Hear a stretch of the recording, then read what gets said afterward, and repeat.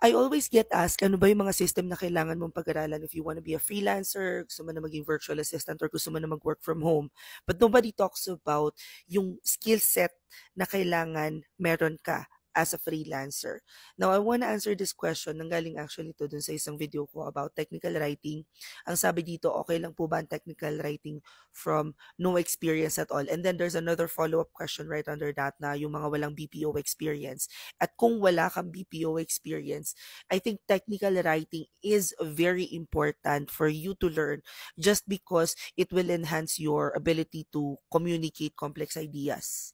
Ibig sabihin, yung mga ideas na normally is sasabihin natin is, oh, manggawa ka ng 10 standard operating procedure about our business. Tapos ikaw, syempre bilang wala ka pang masyadong idea dun sa structure ng business ni client, bigla kang mapapaisip, 6 na buwan mo na siyang ginagawa pero hindi mo pa rin siya kayang ipaliwanag, and that is because you haven't developed yung technical writing skills. Now, in terms of client understanding kasi, freelancers often work with clients na iba't iba yung industry.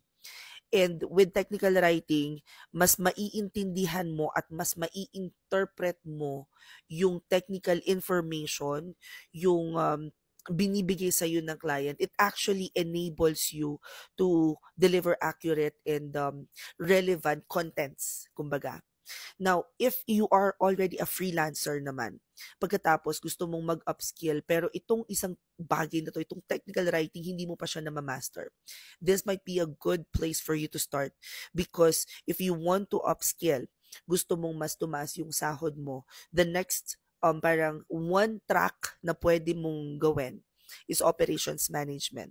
And if you want to do operations management, technical writing talaga yung isang bagay na dapat you possess. What I actually do is, kasi ang dami nagtatanong kung ano yung niche ko, ano yung ginagawa ko. I do operations management.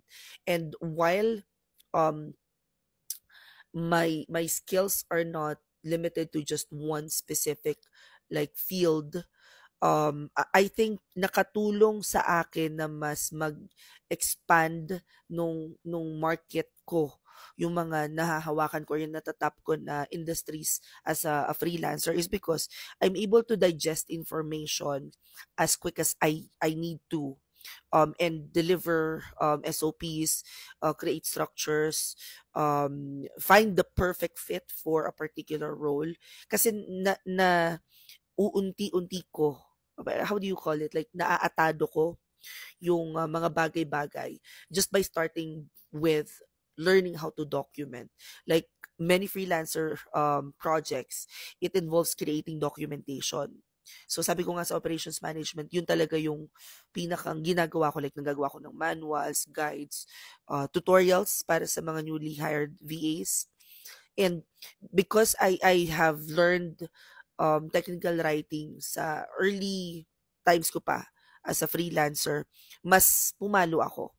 So, this will be something na siguro kung may nanghihingi sa akin ng tip na ano ba yung magandang pag-aralan ngayon, simulan mo muna sa pinakang basics. Simulan mo sa technical writing.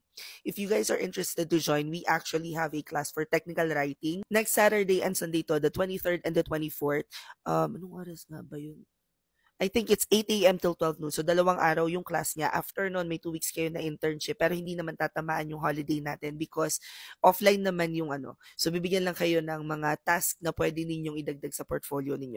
Kung gusto nyo mag-join, i-click nyo lang tong link sa bio ko. Kapag hindi gumana yan, i-copy and paste ninyo sa browser. Ganon din naman sa Instagram, i-click nyo lang to. But pag hindi pa rin gumana to, punta na lang kayo sa Facebook page ko. Diyan ko na lang ilalagay yung direct link. And ganon din naman sa YouTube ko. Ilalagay ko na lang sa caption.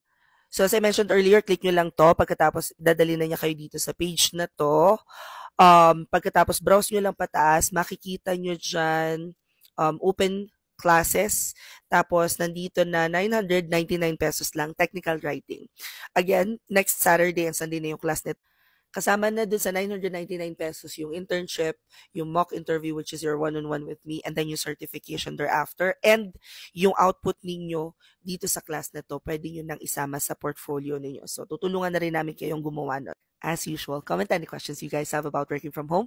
Follow for more work from home chismis. Bye!